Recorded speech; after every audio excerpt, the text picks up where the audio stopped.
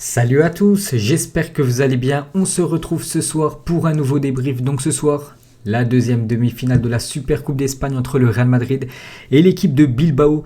Et pour tous les fans de football, c'est quand même une grosse désillusion bien sûr de voir le Real Madrid perdre. Pourquoi? Parce qu'on voulait tous voir ce classico dimanche les gars en Super Coupe d'Espagne, le Barça déjà qualifié pour la finale, rencontrer le Real Madrid, ça aurait été parfait bien sûr, surtout en finale, et du coup ça sera Barça contre Bilbao, bon c'est encore une belle affiche, mais bien sûr on aurait préféré voir tous le Real Madrid affronter l'équipe du Barça, donc score final 2-1 pour les Basques, un doublé de Raúl Garcia, contre un but de Karim Benzema, un buteur, l'attaquant français qui restait sur 3 matchs sans marquer, sans passe D, Karim Benzema, donc ça va lui faire du bien, mais le problème c'est la défaite bien sûr du Real Madrid, donc le Real Madrid ne pourra pas conserver son titre, parce que l'année dernière, ceux qui avaient gagné cette super coupe d'Espagne, donc on va jeter déjà, comme d'habitude, un petit coup d'œil voilà, aux stats, donc on peut voir bien sûr que le Real Madrid s'est incliné, mais le Real Madrid a dominé cette équipe de Bilbao, parce qu'on peut voir que toutes les stats, il y a plus de rouge que de noir, donc ce qui veut dire que le Real Madrid a déjà eu plus de possession de balle, avec plus de 70% de possession de balle, contre 30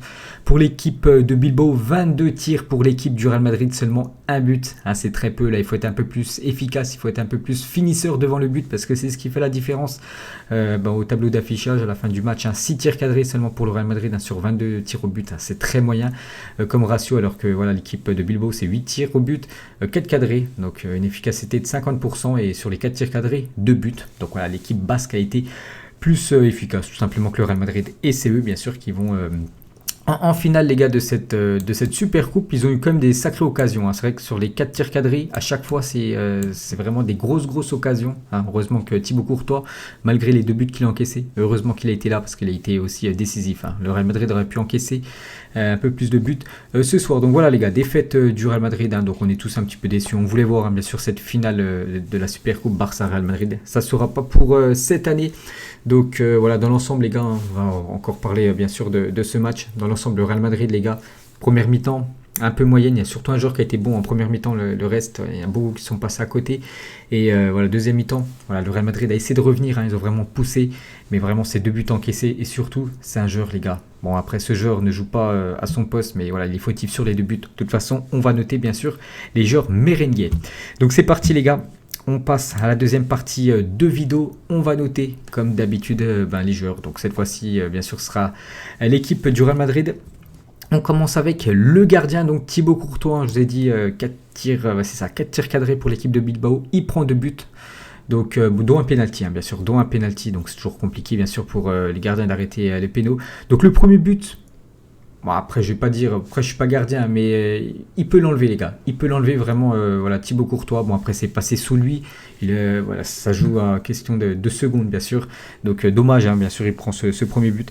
Mais je lui mets comme une belle note les gars. Je lui mets comme une note de 7 les gars pour Thibaut Courtois. Parce que bon, le penalty on compte pas. Bon, le premier but, on va pas dire qu'il est fautif, mais il a quand même laissé pas mal de fois le Real Madrid en vie dans ce match. Parce qu'il a été aussi ultra décisif sur pas mal de face à face. Que ce soit avec, je crois, Munier, que ce soit avec Inaki Williams, ou un autre joueur qui est rentré, je me souviens plus de son nom, il fait tout simplement, il prend le ballon de la main, donc parfait.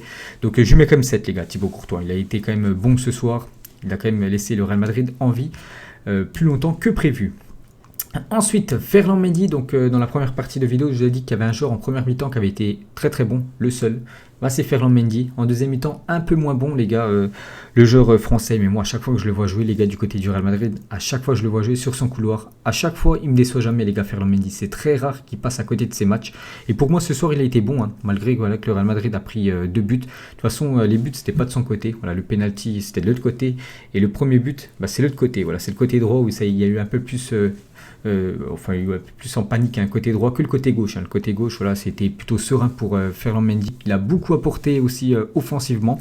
Donc pour moi, ça mérite une note de 7. Et j'espère bien sûr le voir en équipe de France et surtout le voir titulaire, Ferland Mendy.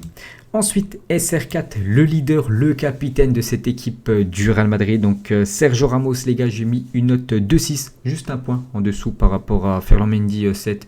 Donc défensivement, bon, il était présent, il a aussi apporté. Aussi offensivement, Sergio Ramos, surtout avec les duels aériens, tout ça, il est vraiment fort dans le secteur aérien. Sergio Ramos, il aurait même pu marquer. en fin de match, il voulait marquer ce but, il voulait, voilà, en tant que capitaine, envoyer le Real Madrid en prolongation et pourquoi pas essayer de se qualifier. Mais bon, voilà, ça n'a pas suffi. Donc pour moi, c'est une note de 6 quand même. Parce que des fois, voilà, ils étaient en difficulté à la charnière du Real ce soir. Donc pour moi, c'est 6 pour SR4. Ensuite, Raphaël Varane. Donc je vais noter Varane et Nacho parce que Varane a joué 45 minutes. Donc je note à chaque fois les joueurs qui ont joué au moins 45 minutes. Donc Varane est sorti à la mi-temps parce qu'il a reçu je suis regardé tout à l'heure sur Twitter, il a reçu un coup au pied. Donc c'est pour ça qu'il est sorti. Donc Varane pour moi une note de 6 aussi. Bon, en première mi-temps, voilà, il a été solide. Bon, il n'a pas été non plus monstrueux. Donc pour moi c'est une note de 6 pour Varane. Et Nacho en deuxième mi-temps, j'ai mis une note de 5. Voilà, je l'ai noté un point en dessous. Le défenseur espagnol. Ensuite, là on arrive les gars sur le joueur. Voilà le joueur fautif sur les deux buts les gars. Lucas Vázquez qui a dépanné quand même pas mal de fois l'équipe du Real Madrid sur ce poste droit. Déjà, n'oubliez pas que c'est pas son poste de base les gars, Lucas Vázquez. Lucas Vázquez c'est un ailier droit. Il devrait jouer normalement à la place de Asensio. Mais le problème c'est que Carvajal actuellement blessé. Zidane voilà, déjà fait jouer pas mal de fois Vázquez. Et il a mis Vázquez voilà, sur ce côté droit ce soir. Et bon, ce soir, il a été mauvais, il a été même très mauvais, donc pour moi, c'est note de 2. Voilà, donc fautif sur le premier but, c'est lui qui donne directement la balle. Pourtant, il n'y avait aucun danger, il n'y avait même pas de pression, il a donné directement la balle au joueur de l'Atlético, enfin de l'Athletic Bilbao, juste après but. Et voilà, le deuxième but, bien sûr, il fait penalty, il fait une énorme faute, les gars, alors que je crois qu'il y a Casemiro et encore Sergio Ramos. Voilà, derrière lui, donc voilà, ça m'étonnerait que ça aurait fini en but. Donc voilà, Lucas Vázquez, les gars, ce soir, ça n'a pas été du tout, enfin, il n'a pas été bon tout simplement, donc ça mérite une note de 2, les gars. Voilà, deux très mauvais matchs, il est fautif sur les deux buts.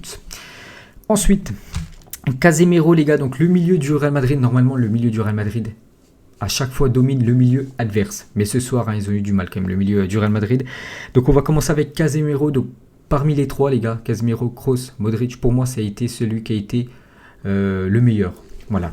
Donc, je lui mets une note de 5. Donc, voilà, ça a été le meilleur, mais il a seulement 5. C'est-à-dire que les autres ont été un peu plus décevants. Donc, Casemiro, là, il a récupéré quelques ballons. Il a aussi apporté un peu de danger offensivement, mais il n'a pas eu l'impact qu'il a. Voilà, régulièrement lors des matchs du Real Madrid. Donc pour moi, ça mérite seulement 5. Il peut faire beaucoup mieux. Casemiro et la même chose pour Toni Kroos aussi, les gars. Toni Kroos, ça n'a pas été un grand Toni Kroos ce soir. Il a perdu, parce qu'il est inhabituel pour lui. Pas mal de ballons, les gars. Des passes toutes simples, voilà, qui sont partis directement en touche. Des transversales. Normalement, les transversales, c'est vraiment son point fort, les gars. Voilà, c'est parti aussi en touche où c'était mal donné, tout simplement. Donc ça n'a pas été un grand Toni Kroos. Donc 4 les gars pour Toni Kroos et attends, on va prendre voilà ça. Et Modric, les gars, j'ai mis aussi une note de 4. Voilà, Modric, pourtant depuis pas mal de temps, les gars, titulaire. Voilà, donc élu un meilleur joueur du Real Madrid pour le mois de décembre, mais ce soir ça n'a pas été un bon Luka Modric, très peu influent. Normalement, voilà, il touche énormément de ballons. Il crée du mouvement, il crée du danger. Voilà, devant. Non, ce soir, ça n'a pas été un grand Luka Modric. Donc pour moi, les gars, Kroos 4, Modric 4 et Casemiro 5. Ça n'a pas été ouf ce soir, le milieu merengue. Et on va terminer avec l'attaque, les gars. On commence avec le Eden Hazard. Voilà, le Eden Hazard de Chelsea qui est très très loin. Donc voilà, Eden Hazard ce soir, ça mérite seulement une note 2-3. Pour moi, il a été mauvais ce soir, Eden Hazard, les gars. On l'a très très peu vu. Je me souviens encore quand il était du côté de l'Angleterre. Il percutait dès qu'il avait le ballon. Il essayait à chaque fois de percuter, je sais pas, de créer du danger. Que maintenant, les gars, Eden Hazard, il a le ballon. Il fait la passe directement derrière. Voilà, il cherche plus rien à faire. Alors que Eden Hazard, le Real Madrid l'a recruté vraiment voilà, pour qu'il amène le danger. Il n'arrive plus à le faire, je sais pas. Bon, après, peut-être il est souvent blessé. Peut-être il a peur voilà, d'aller au contact maintenant, vu qu'il a eu quand même pas mal de blessures ces derniers mois. Mais voilà, il est pas assez bon, les gars. Il n'a pas le niveau actuellement du Real Madrid. Pour moi, ça mérite une note de 3, les gars. Eden Hazard, on l'a pratiquement pas vu ce soir. Donc, décevant ce soir, le joueur belge. Karim Benzema, les gars. Donc, Benzema. J'ai mis 5 les gars, match moyen de sa part, donc buteur, bien sûr, faut pas oublier qu'il a inscrit un but, dommage, il aurait pu inscrire un doublé, mais bon, il est hors jeu bien sûr. Bon, il n'a pas été aussi influent qu'il est normalement, voilà, Karim Benzema. Donc juste la bonne nouvelle, c'est qu'il casse cette mauvaise série de 3 matchs d'affilée sans être décisif. Voilà, c'était 3 matchs sans but, sans passe D pour lui. Ce soir, c'est quand même un but pour Karim Benzema, mais voilà, ça mérite 5, pas plus. Et pour finir, peut-être avec Ferland Mendy, peut-être le meilleur joueur du Real Madrid ce soir, les gars. Asensio, je mets une note de 7, les gars, Asensio, que j'ai trouvé bon ce soir. Donc déjà, il a touché une fois le poteau, une fois la barre transversale. Donc il n'a pas eu de chance, bien sûr, parce que Ça aurait pu faire barre rentrante ou poteau rentrant. Malheureusement pour lui, à chaque fois, c'est parti en dehors, tout simplement. Donc voilà, je lui mets une note de 7. Hein. Lui, on l'a vu quand même ce soir, les gars, Asensio. C'est pour ça qu'il a joué tout le match. Hein. Il l'a pas fait sortir. Contrairement à Hazard, hein, qui est sorti très tôt, dès l'heure de jeu. Donc Asensio, les gars, belle rencontre pour l'ailier espagnol. Donc les tops, les gars, j'ai dit. Hein. Pour moi, Asensio et Mendy, voilà, les deux, j'aurais mis une note de 7. Et les flops, hein, donc Eden Hazard et surtout, bien sûr, Lucas Vasquez. Donc voilà, les gars, la fin de ce débrief, hein, du Real Madrid contre Bilbao. Dommage, hein. Voilà, on aurait tous voulu voir, bien sûr, ce match, enfin surtout cette énorme affiche, hein, ce classico espagnol Barça-Real. Dommage. Donc je ferai certainement, bien sûr, le débrief, hein, de la finale dimanche soir. Allez, moi, les gars, je vous laisse. On se retrouve comme d'habitude demain. Et ciao à tous.